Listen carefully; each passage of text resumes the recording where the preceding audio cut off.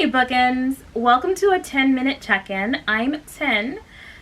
Today's check-in is going to be a special one. It is the worst books of 2018 as chosen by Tu and myself.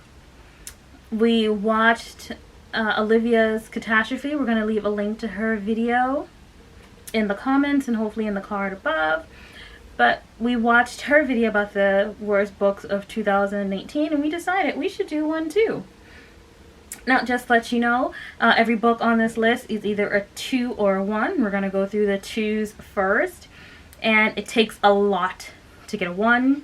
So what we're going to do is, what I'm going to do is read off each book and then read off the review that we gave each book so that you know why it is we gave it a 2. And based on that review, you may choose to read it yourself and give it something higher. So let's jump right on in, starting with the 2s on my phone.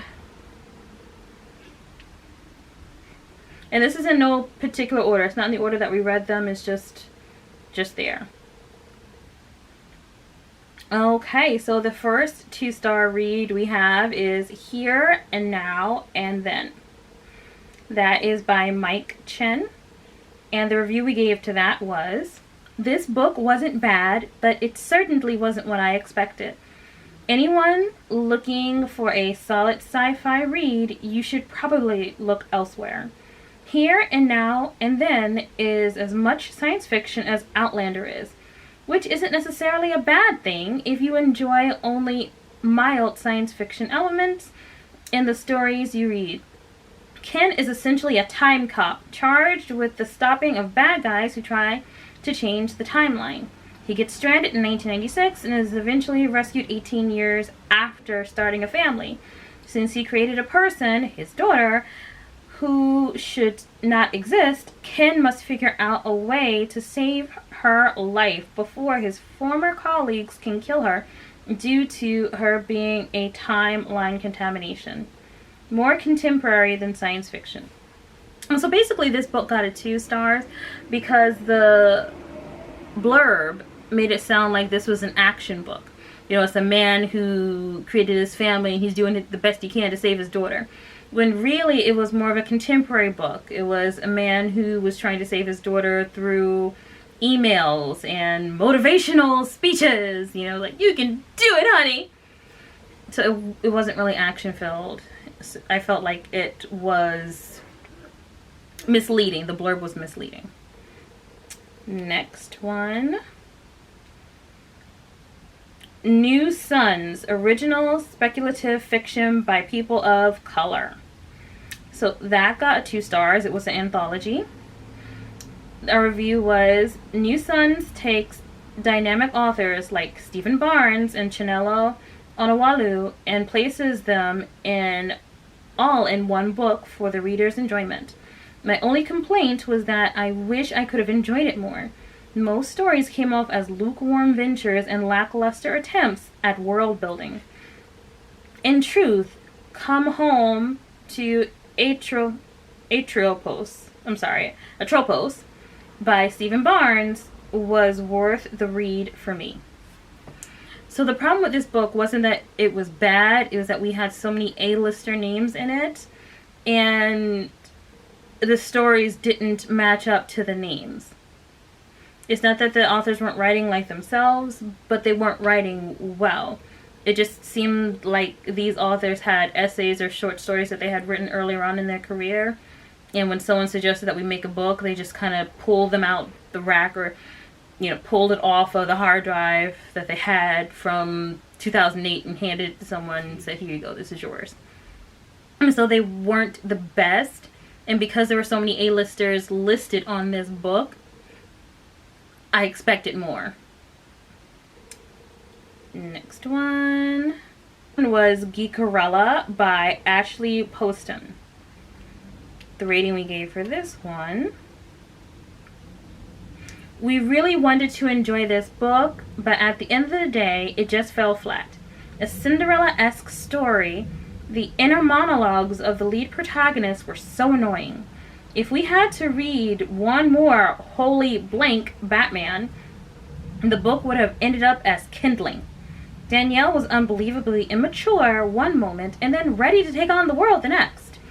And she low-key kidnapped a dog. Darren hates that people get starstruck and hung up over him and his physique, but then goes on and does the same thing to his co-star. How Danielle and Darren got in contact was unbelievable as well. I worked in a big con before, a convention, a big convention. And the guy who ran it did not put his cell phone number on the internet. The only saving grace for this book is the text conversation between the two protagonists. They came across as sweet and endearing. The author did seem to put a lot of work into the book as a whole. The inclusion of the Rebel Gunner blog and an episode script at the end was a nice touch, but not enough to save the story. In short, it was a balloon book. Pretty to look at, seems nice to have, had just enough material to be somewhat entertaining, but once the air, or plot, was let out, it went flat. So there was a lot going on with this book, and a lot of it wasn't great. So Darren saying, holy this and holy that, Batman, it was kind of like forcing the whole, I'm a geek trope. And with, what is this girl's name again? With Danielle, she represents a lot of what toxic fanhood looks like, or toxic fandom. So fans were like, no, everything has to stay the exact same. Nothing can ever change. And if someone changes something, they're bad. We need to fight them. And overall, it was just, they were poorly written characters. Is that all for the twos? Let me see. Okay, there is one more two. That is The Wicked King by Holly Black. I know I'm going to catch some flack for this, but listen to the reason why I think it's a two. I was not drawn in by this book. Romanticizing abuse is not my thing. Of course, Jude is still smart, and of course she is still strong, and of course she is still being humiliated by Carden. He enjoys making sport of her, but she endures while figuring out ways to keep Oak safe and ensure he will inherit the throne when he is ready. I enjoy the emotional conflict between Jude and her surrogate father, Maddox.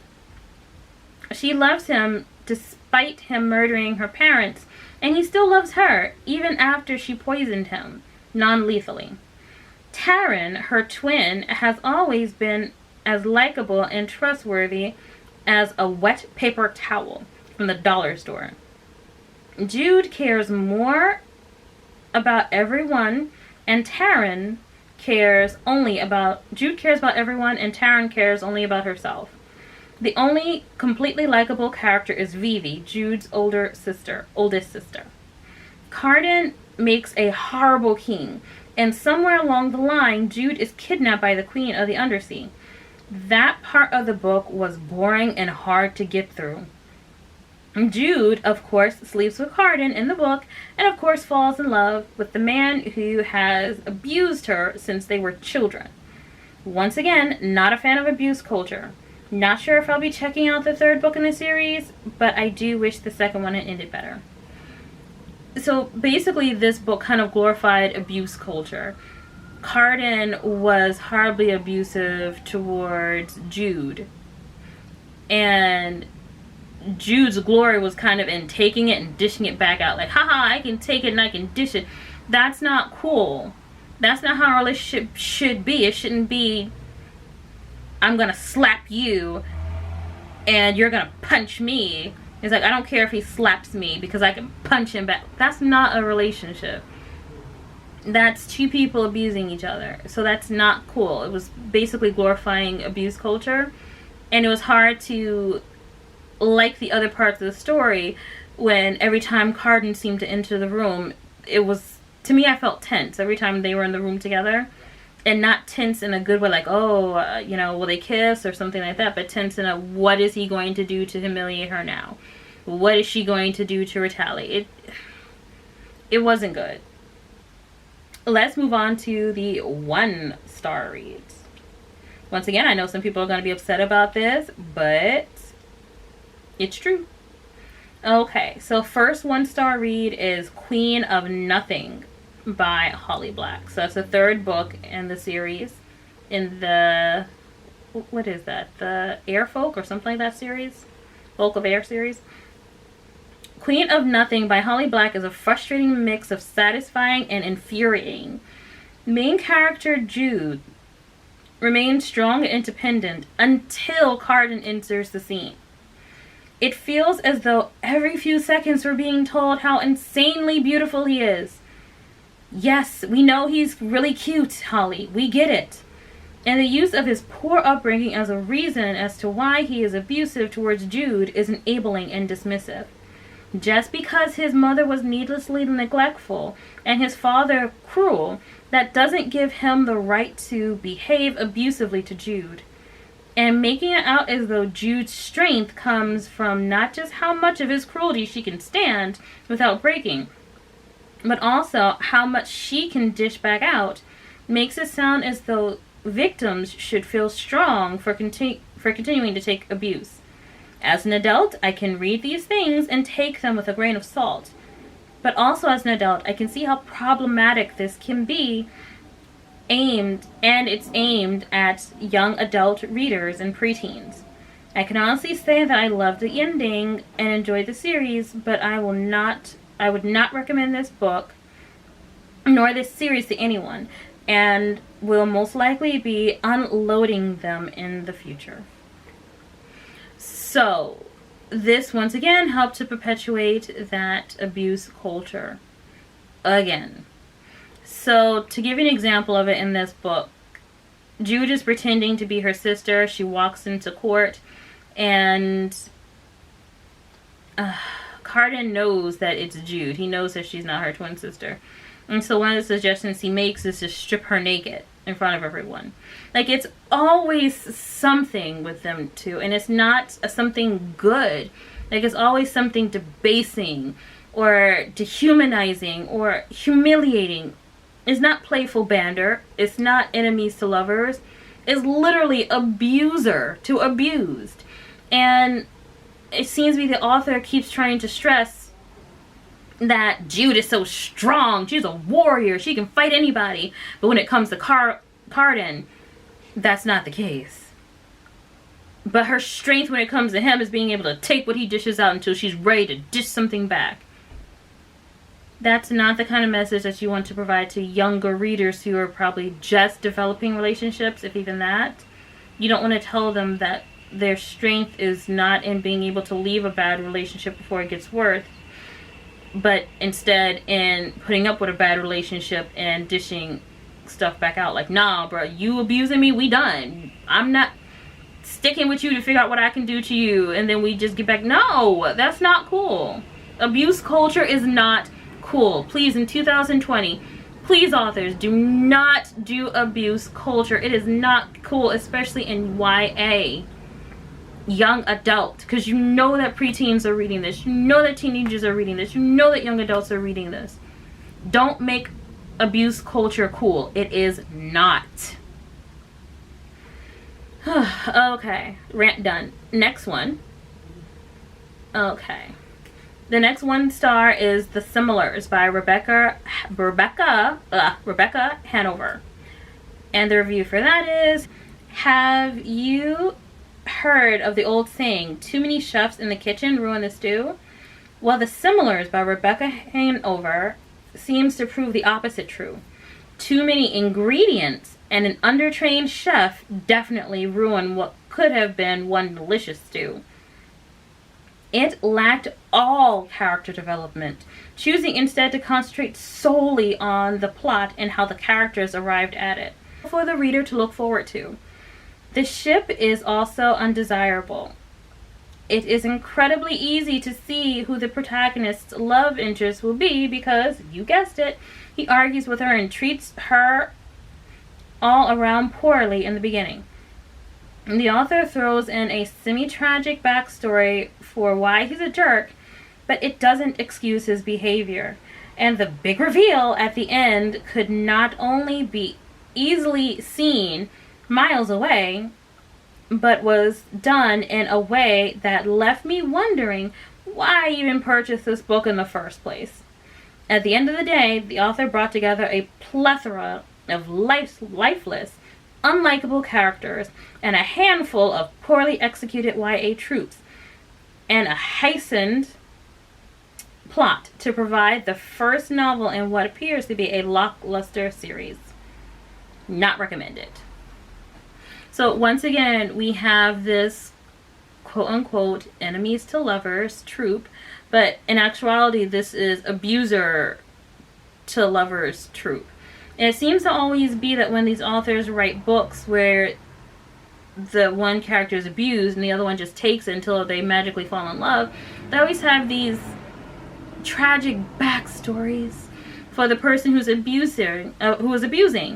But no, just because your mama didn't like you when you were a baby does not mean you have any right to take it out on some woman you met 30 years later.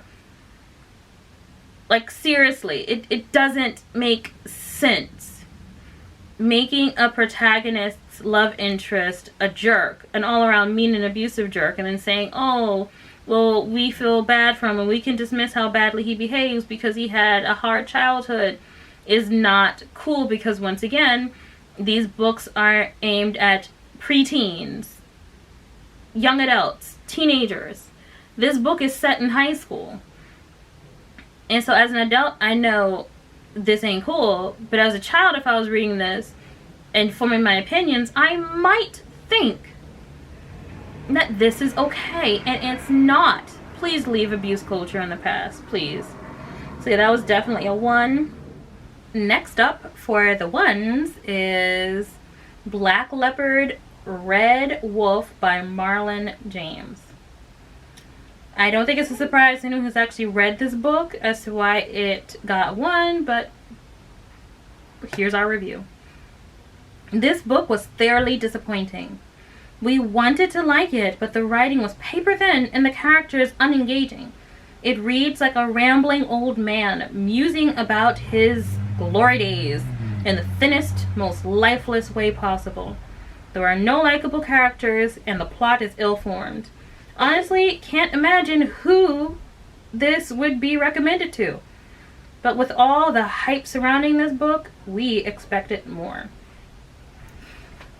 The problem that this book suffered from was, 1, the plot was everywhere. The main plot is that these two characters are kind of like bounty hunters. So that's supposed to be the main plot. They're basically bounty hunters. How they get things done. The main character is so misogynistic. He is so freaking misogynistic. Someone even told him, it's like you hate women. And it's kind of brushed over. And it's like, if I'm paying like $30 or nearly $30 for a book, I'm not going to pay that much money and be happy about it when I'm, any character who looks like me. And when I say look like me, not black, but just as a woman, is treated poorly. There was one scene in the book which I thought was just hyper gross. He was going to the undersea to get someone out who was running away from his wife or something.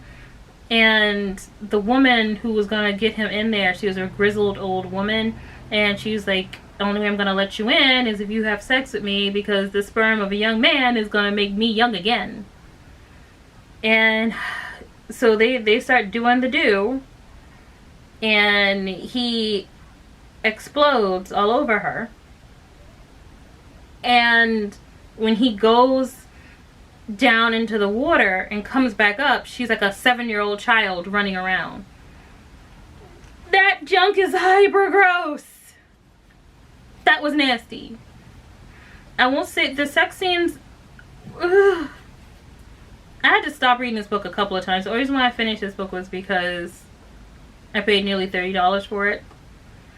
And I was buddy reading it with another YouTuber who, she was having problems with it too. I don't know anyone who liked this book. I didn't like it because of the misogyny. Another didn't like it because of how the sex scenes were handled. Someone else didn't like it because the plot made no sense. It meandered so much and the violence served no purpose. I don't know anyone who likes this book. Just no one. Okay, and the final one that we have, like the final 1 star that we have, is Four Dead Queens by Astrid Schultz. This one took the cake for me. So let's get into this review. Four Dead Queens read like a TV soap in a bad way. Lots of telling the reader what something is, but no description. Dead characters suddenly being alive. Plot points coming out of nowhere. Solutions that make no sense. Settings that are confusing. One land seems to be located in the 18th century, while the other seems to be located in the 22nd. And the way the murderer commits the murders and is later revealed was something out of a bad crime novel. It literally felt like the author was throwing random things out just to see what stuck. Kira talks about loving Machiel so much, it's annoying and glaringly clear that a love triangle is going to form. Her pickpocketing skills are famed to the point of admiration, but the author does a lot of telling us, yet we never really get to see any great skill. The backstories are cookie cutter and predictable at best. Kira is a bad girl who really has a good heart, but can't go home due to her father being harmed in an accident she's deemed her fault. Machiel's story is similarly simple. His father was lost to a disease that, lo and behold, was curable by receiving a treatment so rare it's only given away once a year to one person. Of course, his father wasn't the one who got it. It wouldn't be tragic if he did. The romance between Varen and Kira comes on too quickly and makes little sense. Why is this book named Four Dead Queens when only 3 are dead? I should have listened to another reviewer and skipped this book. So I'm not the only reviewer to say that Four Dead Queens was a garbage book. But it was a garbage book. And I don't usually say mean things like that about books. I know authors put their heart and soul into it. Nobody put anything into this book.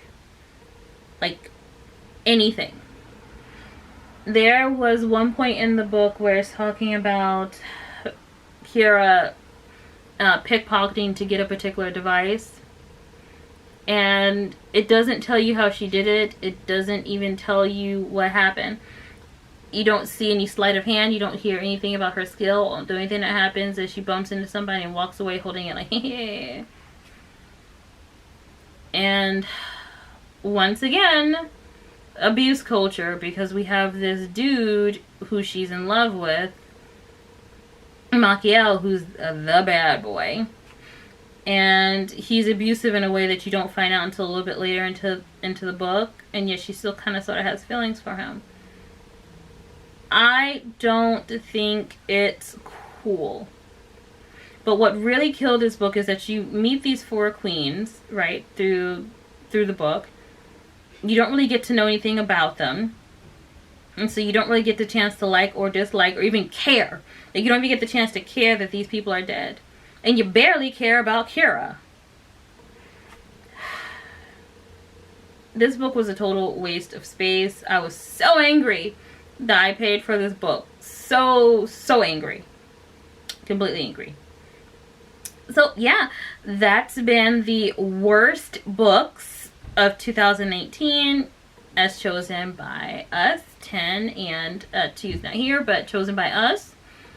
Stay tuned. We're gonna put up a video soon about the best books of 2018. Thank you so much for watching, guys, and if you like what you see, please like and subscribe. Bye, Bookends.